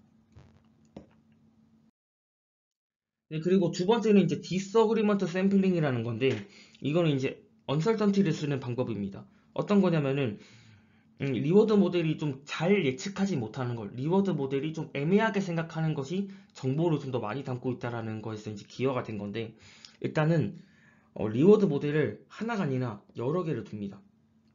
보통 PBR에서는 이제 3개 정도를 그냥 쓰는데 저희가 아까 유니폼 쿼리 샘플링에서는 총 K개의 쿼리를 뽑는다고 했죠. 근데 그거 말고 처음에 N 곱하기 K의 쿼리를 이제 유니폼하게 먼저 뽑습니다. 그러니까 N배수만큼 먼저 뽑는 거죠. 그리고 이 N배수만큼 뽑은 쿼리에 대해서 이 리워드 에스티메이트를 통해서 각각의 프리퍼런스 프로바빌리티를 예측을 할 수 있게 됩니다. 여기 보시면 이 첫 번째 거는 이 두 개에 대해서 리워드 에스티메이터 1번을 통해서 예측을 했을 때 1번이 좋다 라고 예측을 한 거고 얘는 이 첫 번째 데이터에 대해서 2번으로 예측했을 때 값, 그리고 얘는 3번으로 예측했을 때 값, 그리고 얘는 이제 두 번째 데이터, 얘는 세 번째 데이터, 얘는 네 번째, 이렇게 쭉쭉쭉쭉 예측한다고 보시면 될 것 같은데 여기 보시면 첫 번째 데이터 같은 경우에는 세 리워드 에스티메이터 전부 다 가장 뒤에 거가 좋다라고 예측을 했죠. 근데 여기 두 번째 데이터 같은 경우에는 각각의 리워드 에스티메이터끼리 의견이 갈리고 있습니다. 1번 같은 경우에는 리워드 에스티메이터 1번 같은 경우에는 0번째가 좋다고 돼 있고 그리고 리워드 에스티메이터 두 번째 거는 이제 두 번째 오른쪽 거, 그리고 리워드 에스티메이터 3번 같은 경우에는 둘 다 차이가 별로 없다라고 이제 예측을 하고 있는데, 이런 식으로 리워드 에스티메이터 간에 예측의 언설턴티가 큰 게 정보량이 많은 쿼리다. 이런 데이터를 좀 더 중점적으로 학습해야 된다라고 해가지고 이 언설턴티를 다 계산을 해서 이 중에 탑 K개만큼 뽑습니다. 즉 N 곱하기 K의 쿼리를 먼저 유니폼하게 샘플링한 다음에 여기서 언설턴티를 계산을 해서 그걸 정렬해서 탑 K개만큼 뽑아서 쓰는 겁니다. 네, 그래서 이제 기존 PBR에서는 이 유니폼, 디스어그리먼트 등의 샘플링을 주로 썼었는데, 이 기존의 쿼리 샘플링이 실제 정책 함수 학습에 도움이 되지 않는 쿼리를 선택을 한다 라는 것이 이제 쿼리 폴리시 미스 얼라이먼트라는 현상입니다. 구체적으로는 아까 전장에서 설명드렸던 것처럼 이 에이전트가 현재 스타트로부터 이 골로 가는 태스크에 대해서 이 저자들이 간단한 환경을 만들어서 이제 쿼리를 뽑고 학습을 시킨 결과인 건데, 요 실제 에이전트가 방문하는 빈도는 이렇게 비지테이션 맵으로 이렇게 히트맵처럼 표시가 되어 있습니다. 여기 보시면은 방문하는 곳이 많을수록, 방문을 더 자주 할수록 좀 더 밝은 색으로 색이 이렇게 칠해져 있는데, 이 디스어그리먼트 샘플링이랑 유니폼 샘플링을 보니까 실질적으로 이 폴리시, 이 에이전트가 행동하는 부분은 요 구간인데 실제 쿼리는 요쪽에서 뽑히고 있더라 라고 하는 것이 이제 저자가 발견한 사실입니다. 즉 우리의 폴리시는 이쪽으로 행동하는데 쿼리는 여기서 뽑힌다. 그래서 쿼리랑 폴리시랑 따로 논다 해서 쿼리 폴리시 미스 얼라이먼트라고 얘기를 하고 있고요. 저자들은 이 폴리시가 진짜 할 법한 행동의 시퀀스로 쿼리를 줘야 된다. 요 근방에서 현재 이 폴리시가 가는 것이랑 비슷한 쿼리를 줘야 된다라고 이제 주장을 하고 있습니다. 근데 저희 정책 함수는 강화학습에서 가면 갈수록 점점 업데이트가 되지 않습니까? 그에 따라 수집되는 데이터도 계속 이렇게 데이터가 쭉 쌓일 거고, 그러면은 우리 현재 폴리시를 학습하기 위해서는 이 과거 데이터들의 뭘 뽑는 게 아니라 가장 최근에 쌓였던 데이터를 사용하는 것이 중요하다. 이 가장 최근에 쌓였던 데이터를 가지고 이제 쿼리를 뽑자라고 얘기하는 게 이제 쿼리 폴리시 얼라이먼트 QPA 샘플링입니다. 네, 예시를 하나 더 드려보자면은 현재 에이전트가 이 녹색 점까지 오는 거는 잘 하고 있는데 실질적으로는 이렇게 현재 녹색 점까지 잘 갔다면 요 근방에서 행동하는 쿼리를 뽑아야 되는데 기존의 유니폼이나 디스어그리먼트 샘플링을 쓰면 이렇게 좀 완전 랜덤하거나 완전 불확실해가지고 전혀 가보지 않아서 불확실한 쿼리들을 이제 뽑는다는 것을 알 수가 있고요. 그리고 이제 QP에서 주장하는 리얼 온 폴리시 쿼리라는 거는 현재 폴리시에서 행동했던 가장 최근에 행동했던 거로 쿼리를 뽑으면은 당연히 요 근방에 있는 걸로 뽑힐 테니까 요거를 가지고 질문하자라는 겁니다. 네, 다음은 메타월드 예시인데 현재 커런트 폴리시가 이게 이제 메타월드 윈도우 오픈이라는 환경인데 이 로봇팔이 가가지고 이 창문을 여는 태스크를 수행하는 겁니다. 근데 현재 폴리시는 이렇게 창문 앞까지 로봇팔이 가는 건 잘 학습을 하고 있습니다. 그럼 이제 이 창문 앞에서 행동하는 걸 가지고 이제 쿼리를 뽑아야겠죠? 근데 기존의 디스어그리먼트나 유니폼으로 뽑으면 이렇게 창문에서 멀리 있는 곳에서 행동하는 것도 뽑힌다. 실질적으로 이렇게 창문 근처에서 행동하는 쿼리를 뽑아야 된다. 라고 이제 얘기를 하는 겁니다. 네, 그래서 QP에서 주장하는 니어 폴리시 샘플링, 저는 그냥 QP 샘플링이라고 얘기를 하겠습니다. 얘는 그냥 가장 최근 거 가지고 뽑자라고 해서 기존의 유니폼이나 디스어그리먼트 샘플링 같은 경우에는 PBR의 논문에서는 보통 디폴트로 가장 최근에 쌓였던 100개 에피소드 중에서 트레젝토리 세그먼트를 추출을 합니다. 지금 0번에서 이렇게 뽑고 1번에서 이렇게 뽑고 이거 두 개 비교하고 2번에서 뽑고 91번에서 뽑고 이렇게 비교하는 방식을 취하고 있는데 QP에서는 0번부터 99번 총 100개가 가장 최근 100개 에피소드가 아니라 완전히 확 줄여서 가장 최근에 쌓였던 9개에서 10개 정도 되는 에피소드만 보고 뽑자. 거기서 그냥 유니폼 샘플링 하면 된다 라고 얘기하고 있습니다. 네, 그리고 이제 두 번째는 이제 하이브리드 익스페리언스 리플레이라는 건데, 저희가 이제 리워드 에스티메이터가 전장에서 설명드렸던 것처럼 리워드 에스티메이터가 결국은 이 학습할 때 가장 최근에 수집된 데이터 가지고 리워드 에스티메이터를 학습하지 않습니까? 이제 그 QPA 샘플링을 통해서. 근데 저희 이 리워드 에스티메이터 가지고 결국은 이 가치 함수랑 정책 함수도 학습을 시켜야 되면은 이 가치 함수랑 정책 함수 또한 가장 최근 데이터에 중점을 대서 학습을 해야 될 필요가 있다라고 얘기를 하는 겁니다. 자, 다시 리워드 에스티메이터가 가장 최근 데이터 가지고 학습을 했으니까 그거에 영향을 받는 정책 함수랑 가치 함수 또한 가장 최근 데이터를 가지고 학습을 해야 된다라고 얘기를 하는 거고요. 근데 실질적으로는 이렇게 가장 최근 데이터를 가지고 학습을 하면서 동시에는 전체 리플레이 버퍼를 가지고도 학습을 해서 그냥 하이브리드 익스페리언스 리플레이라고 얘기를 합니다. 그리고 결국은 리플레이 버퍼를 두 개를 두는데 리플레이 버퍼가 이렇게 길이 라지 Q짜리가 있고 여기 스몰 Q짜리가 있다고 치면은 P4 구조를 이용을 한다면 들어온 순서대로 나가면은 여기는 이제 전체 버퍼에서 일부 샘플링 해가지고 업데이트를 하고 그리고 가장 최근 데이터만 쌓아두는 리플레이 버퍼 작은 걸 넣어가지고 여기서 50%를 또 추출을 해서 에이전트를 학습을 시키는 겁니다. 이러한 방식을 쓰는 다른 강화학습 논문들에서 이제 모티베이션을 따왔다고 얘기를 하는데 다른 강화학습 논문들 보면은 이제 이러한 버퍼를 슬로우 버퍼라고 얘기를 하고요. 그리고 이러한 부분을 이제 패스트 버퍼라고 이제 얘기를 하고 있습니다. 네, 여기까지는 그냥 참고용으로만 아시면 좋을 것 같고 그리고 QP의 마지막 컴포넌트는 이제 데이터 어그멘테이션을 쓴 거라고 얘기하는데 이 어그멘테이션 같은 경우는 사실상 서프에서 가져온 거의 그냥 변형입니다. 서프를 여기서 설명하지 않겠지만 서프에서는 이제 크롭 어그멘테이션이라는 것을 쓰게 되는데 원래 길이 h짜리 원래 길이 h짜리 트래젝토리 세그먼트 두 개를 비교했더라면 여기서 길이 h 프라임만큼 크롭해서 한 데이터에서 여러 개를 만들 수가 있겠죠.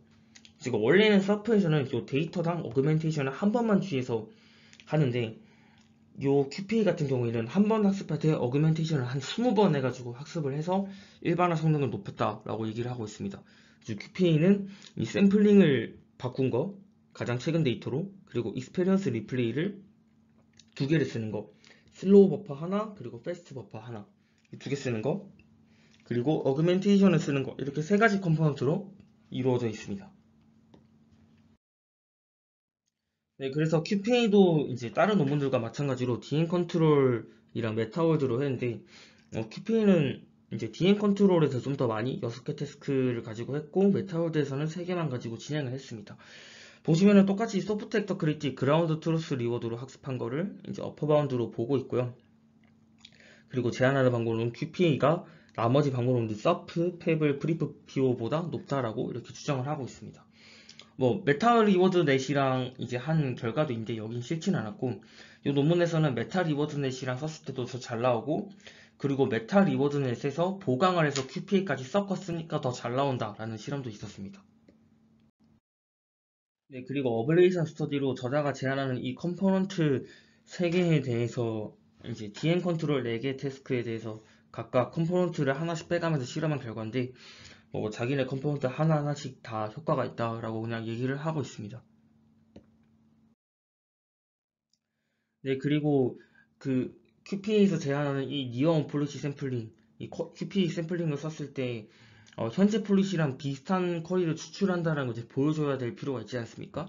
지금 페블에서 이 QPA 썼을 때 이 트래젝토리 세그먼트들이 이렇게 쭉 나올 텐데 이 상태, 행동 이렇게 쭉 뽑히지 않습니까? 트래젝토리 세그먼트들이 이 각각의 트래젝토리 세그먼트에 대해서 로그 파이 ATST를 다 뽑아본 겁니다. 이 말은 즉 현재 폴리시를 가지고 현재 폴리시에서 이 상태에서 이 행동을 취할 확률이 얼마가 될 것 같아를 뽑아본 건데 이게 높다라는 건 결국은 이 폴리시가 할 법한 행동이다라는 거니까 이 폴리시랑 비슷한 행동을 취했다라고 볼 수 있겠죠. 그리고 이 로그 라이클리우드를 비교한 건 정말 좋은 실험이라고 볼 수 있을 것 같습니다. 그리고 보시면은 페블에 비해서 이제 모든 스텝에 대해서 봤을 때 그 각각의 이 쿼리가 뽑힌 시점마다 각각의 쿼리에 대해서 로그 라이클리후드를 다 계산해 보는데 QP가 뽑히는 그 트래젝토리 세그먼트들이 현재 폴리시에서 더 일어날 행동들을 다 하고 있더라. 라이클리후드가 더 높더라. 라고 이제 증명을 해냈습니다. 네, 오늘 소개드릴 마지막 논문이 이제 라임입니다. 이거는 이제 QP보다 더 따끈따끈하게 이번에 이제 2024 ICML ICLR로부터 이제 한 달 정도 뒤에 똑같은 비엔나 학회장에서 이제 발표가 됐던 논문인데 이 논문 같은 경우는 이제 여담이지만 QP랑 원래 같이 ICLR 2024에 처음에 서밋이 됐었습니다. 네, 됐었는데 이 ICLR에서는 리젝을 받았다가 바로 다시 ICML에 넣었는데 스포트라이트로 이제 어셉이 되었고요. 그리고 오늘 소개를 좀 드리게 되었습니다. 좀 중요한 문제를 찝은 방법론인데 기존 PBR의 방법론들이 이제 노이즈 프리퍼런스 문제사항을 해결한 논문은 잘 없습니다. 실제로 사람이 이제 레이블을 하다 보면은 뭐 실수로 OMR 마킹을 한다든지 아니면은 그 인과관계를 그 대소관계를 난 잘 파악을 못하겠다 해가지고 레이블을 반반씩 주는 이런 상황이 생길 텐데 기존에 설명드렸던 논문들은 인간이 무조건 레이블을 잘 준다는 가정하에 했던 연구들이 대부분입니다. 그리고 이러한 노이즈 프리퍼런스 상황에서 로버스트한 PBRL 알고리즘을 만들자라고 했던 게 이제 라임이고요.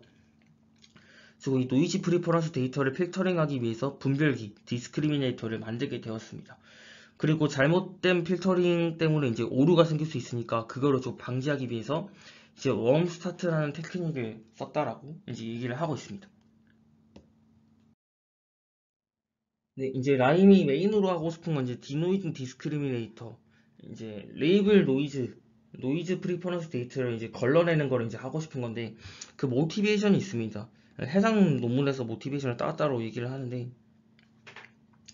이제 레이블 노이즈 쪽 연구를 좀 해보신 분들은 아마 다 아는 사실이긴 한데 이제 DNN을 노이즈가 섞인 데이터에서 학습을 하다 보면 이제 레이블 노이즈에 대해서 학습을 하다 보면 결국에는 마지막에는 오버피팅이 되면서 레이블 노이즈까지 결국은 노이즈 레이블로 학습이 되긴 하지만 학습 초기에는 이제 일반화된 데이터 패턴을 학습하기 때문에 레이블 노이즈가 있는 데이터의 로스가 크게 된다라고 얘기를 하고 있습니다. 그리고 여기 보시면은 학습 초기에는 이 실질적으로 레이블 데이터 중에서 클린 데이터에서는 이 로스가 작지만 이 커럽티드 데이터, 레이블 노이즈가 있는 데이터는 로스가 크다라고 얘기를 하고 있습니다. 근데 나중에는 이제 학습을 쭉 진행을 하면서는 이 두 개를 분간할 수 없게 된다라고 얘기를 해가지고 결국은 핵심은 뭐냐면 학습 초기에는 이 클린 데이터에 대한 로스보다 이 커럽티드 데이터에 대한 로스가 더 크다. 그래서 여기가 이제 그 간격이 있다라고 얘기를 하고 있습니다. 레이블 노이즈 유무에 따라 로스 디스트리뷰션이 잘 나눠져 있다. 그리고 로스 값이 작은 데이터를 이제 클린 데이터라고 판단하고 학습하는 것이 일반적입니다. 그리고 다른 레이블 노이즈 논문 보면은 이런 쪽으로 이제 레이블 노이즈 있는 데이터를 로스를 기준으로 많이 필터링하는 논문들이 많이 나오고 있습니다. 네, 그래서 라임에서 쓰는 이 제한하는 디노이징 디스크리미네이터도 결국은 앞에랑 같은 맥락으로 저희가 프리퍼런스 레이블이 있는 이 데이터가 쭉 있을 때 여기서 로스 값을 기준으로 로스를 분포로 찍어본 다음에 로스에다가 스레숄드를 만들어서 그 스레숄드를 넘어가는 값은 다 노이즈 데이터로 처리한다 라는 것을 이제 하고 싶은 겁니다.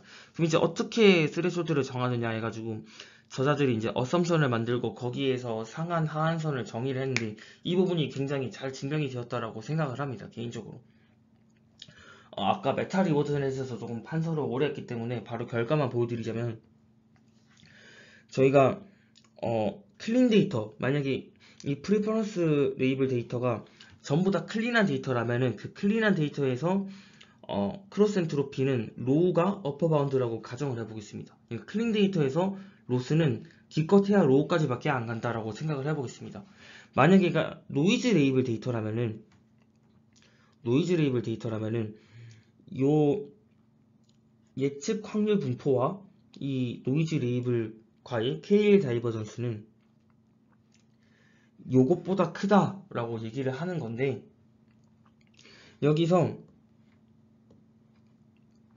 요 빅 O 로 스퀘어 2는 테일러 익스펜션을 했을 때 2차 이후의 값을 나타내는 건데 이게 굉장히 작은 값이기 때문에 결국은 얘는 무시를 해도 됩니다. 얘는 무시를 해도 되고, 그래서 결국은 클린 데이터에 대한 로스의 어퍼바운드 로우를 알 수 있다면 이 현재 이 두 개의 데이터 트레저토리 세그먼트 두 개에 대한 예측 확률 분포랑 그 레이블 디스트리뷰션과의 KL 다이버전스를 구하고 그거를 스레숄드 감마 베이스라는 걸 통해서 필터링 할 수 있다라고 얘기를 하는 겁니다. 이 스레숄드 감마 베이스에서 이 알파가 0.5 부분인 건데 여기 보시면 알파는 0에서 0.5 사이라고 돼 있죠.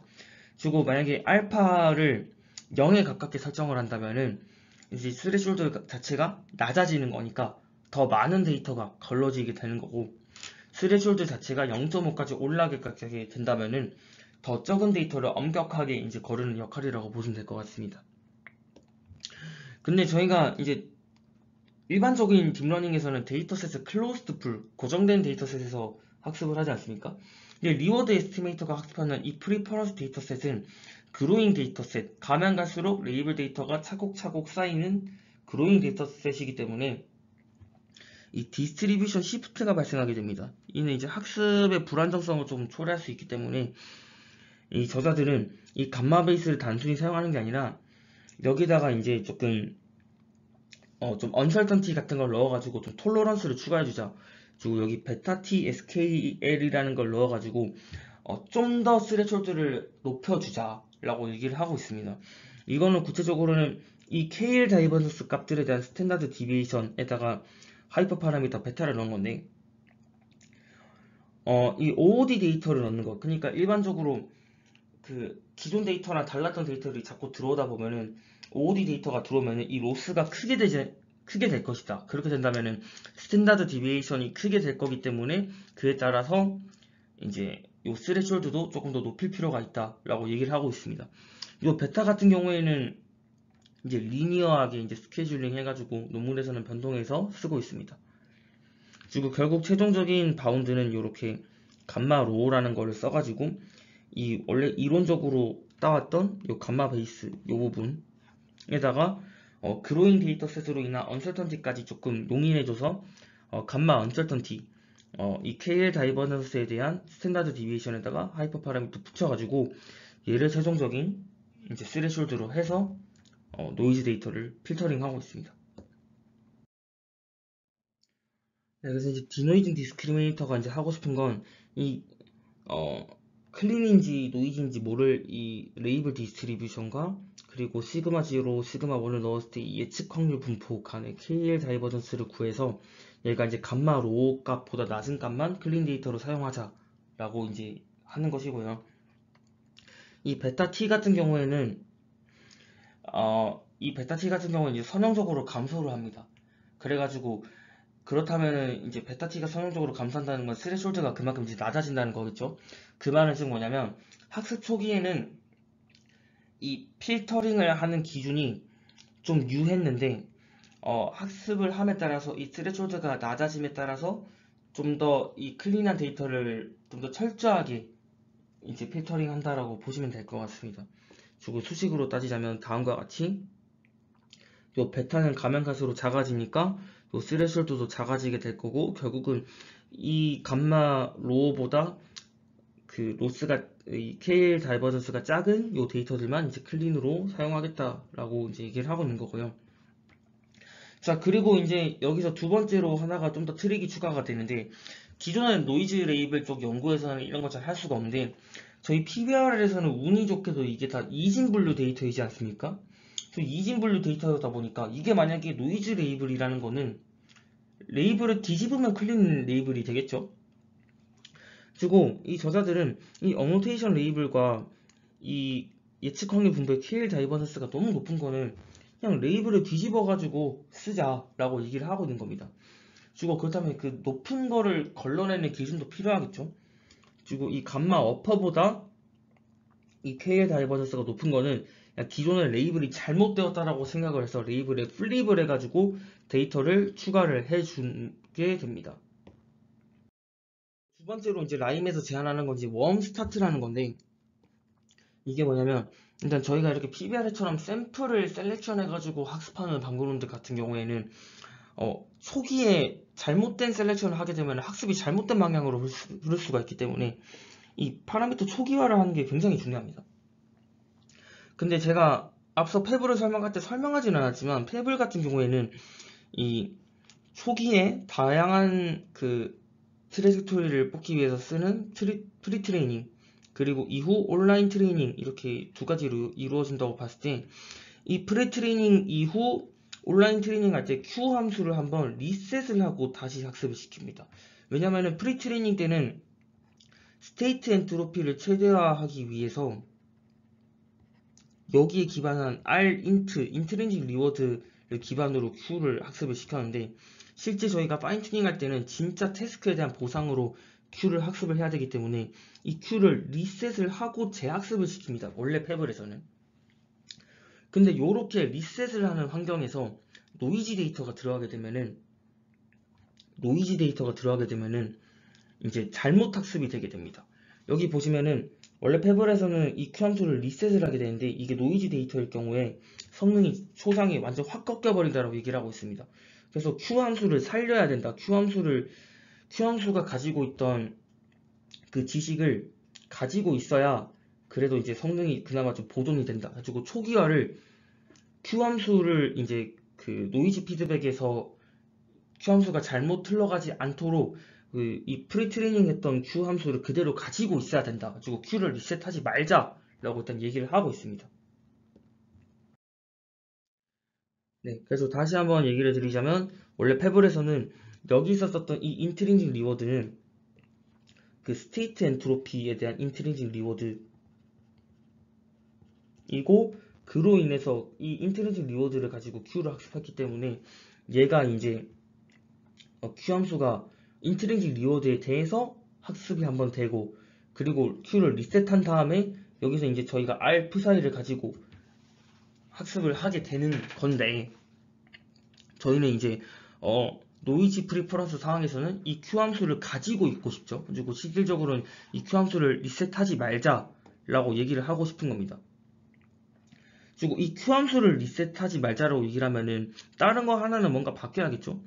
그리고 Q 함수랑 이 Q 함수는 원래 이 리워드 에스티메이터 가지고 학습을 하니까 이 리워드 에스티메이터 프사이를 차라리 초반에 초기화를 좀 더 잘하자. 그리고 Q 네트워크를 리셋하지 말고 리워드 프사이를 초반에 좀 미리 학습을 좀 시켜놓자 라고 하는 게 이제 웜 스타트입니다. 자, 그래서 웜 스타트가 뭐냐면은 저희가 Q 함수는 그대로 가지고 가고 싶은데 이 R 프사이 자체가 완전 생뚱맞은 애니까 이 R 인트린직 리워드랑 이 R 프사이랑 완전히 생뚱맞은 애니까 차라리 이 R 프사이를 초장에 이 인트린직 리워드에 대한 식으로 먼저 초기화하자 라는 것입니다. 가지고 R 프사이를 원래는 이 온라인 트레이닝 단에서 원래 학습을 시키는 부분인데 그렇게 하지 말고 이 R 프사이라는 거를 초장의 인트린직 리워드에 대한 걸로 먼저 파라미터를 만들어 놓자 라고 하는 겁니다. 이렇게 해가지고 인트린직 리워드에 대해서 리워드 에스티메이터도 Q랑 얼라인을 시키고 그리고 Q는 사전학습에서 가지고 있던 지식을 그대로 옮겨갈 수 있고 이렇게 해가지고 좀 스무딩된 트랜지션이 되더라 이렇게 해서 성능이 잘 올라가더라 라고 얘기를 하는 부분입니다. 네, 그래서 결과는 이제 똑같이 메타월드 환경 여기가 이제 버튼 프레스 그리고 여기가 이제 스윕 인투라는 환경 그리고 얘가 이제 해머라는 환경인데 그리고 여기가 이제 소프트액터 크리틱 이 파란색 점선입니다. 이 라인이 이제 초록색으로 돼 있는데 여기서 이 입시론은 뭐냐면 이 레이블을 잘못 줄 확률입니다. 그리고 레이블을 잘못 줄 확률을 점점 높여가면서 실험을 해봤을 때 자기네 제한 방법론이 중수한 성능을 보일 때 나머지들은 이제 다 바닥을 기고 있더라 라고 얘기를 하고 있습니다. 네, 그리고 디엔 컨트롤에서도 세개 환경에 대해서 이렇게 실험을 해봤고요. 뭐 동일한 결과 해석을 할 수 있을 것 같습니다. 네, 그리고 저희 이제 하이퍼 파라미터 서치로 이제 아까 말씀드렸던 그 디노이징 디스크리미네이터 이 감마 로어는 아까 뭐 감마 베이스 뭐 마이너스 LMP 마이너스 LN로 플러스 뭐 알파로 플러스 베타 T 뭐 SKL 이렇게 돼 있는데, 여기서 이 베타 같은 경우에는 K라는 걸로 이제 DK를 시킨다라고 말씀을 드렸는데, 그리고 얘로 이제 필터링 하는 거, 그리고 이제 너무 높은 거를 이제 레이블 뒤집는 거, 감마 어퍼 이렇게 있다 했지 않습니까? 그래가지고 이렇게 하이퍼 파라미터가 알파, 베타, K 그리고 감마 어퍼 이렇게 4개가 있는데, 이 알파, 베타, K, 감마 어퍼에 대해서 이렇게 하이퍼 파라미터 뭐가 더 좋더라 이렇게 실험을 한번 해본 겁니다. 네, 그래서 지난 PBR의 원 세미나에서 이제 프리프 PPO, 프리프 A3C, 페블, 서프, 룸까지 알아봤고, 금일 세미나를 통해서 이제 메타리워드넷, 리드, QPA, 라인까지 이렇게 알아봤습니다. 이 해당 논문들을 이렇게 좀 다 띄엄띄엄했던 이유는 뭐냐면은, 이 해당 논문들이 다 동일 벤치마크의 동일한 베이스라인을 가지고 실험했기 때문에 그 흐름상 이렇게 선택을 좀 하게 되었고요. 그리고 다음 PBR의 세미나 이제 오프라인 PBR의 세미나로 이제 좀 찾아볼 계획이고, 이때 저희가 살펴본 논문들은 이렇게 다음과 같이 프리퍼런스 트랜스포머, DBPO, IPL, CPL 이렇게 알아볼 예정입니다. 그리고 이제 시간이 된다면은 아마 될지 모르겠는데 하면 좀 더 많을 것 같긴 한데, 이 리어라는 논문도 뭐 시간이 되면은 한번 알아보도록 하겠습니다.